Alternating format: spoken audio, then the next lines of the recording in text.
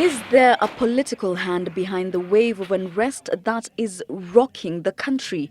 A question which has cast dark shadows on the government's security machinery and its handling of the current insecurity situation. From Garissa to Baragoi, from the Tana Delta to the coast, the script makes for sad reading and points to a situation that calls for urgent attention.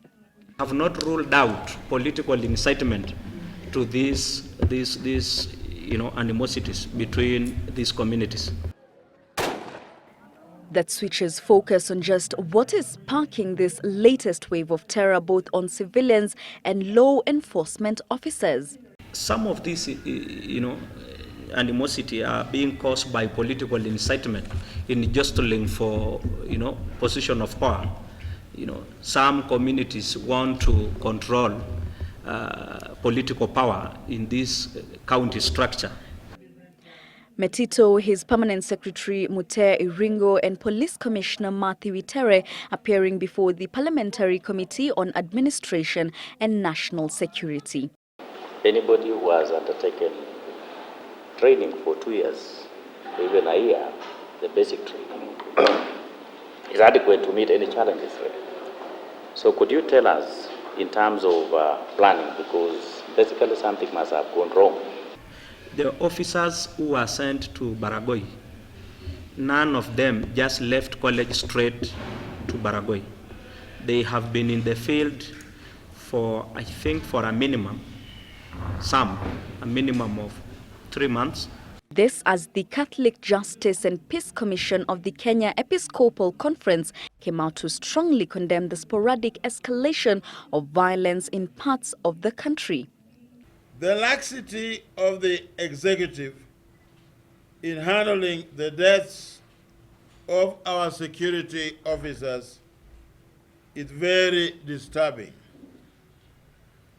Is this how Kenya wants to treat its sons and daughters who have sacrificed everything to defend our country? The impact the insecurity situation will directly have on the voter registration exercise that has just kicked off, one that could not go unnoticed. The threat on our national security is likely to affect other important events like registration of voters and the whole electoral exercise in the country. Individual politicians want to use animosity, that tension between some communities that may result to some being displaced or some being denied the chance to register as voters for political mileage. But it is emotive issues touching on what happens to those soldiers lost in the line of duty, their families left behind, and who exactly in the political circles could be fueling the tensions that saw the minister request for a private session.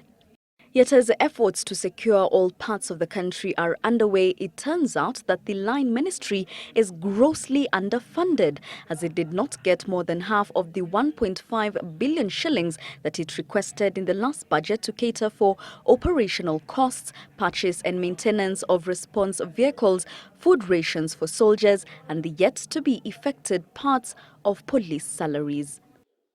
But even as a link is being pursued between political influence and the recent spate of insecurity incidences coming at a time when the general election draws ever so near, the question that lingers on everyone's mind is what exactly is ailing the national security in this country.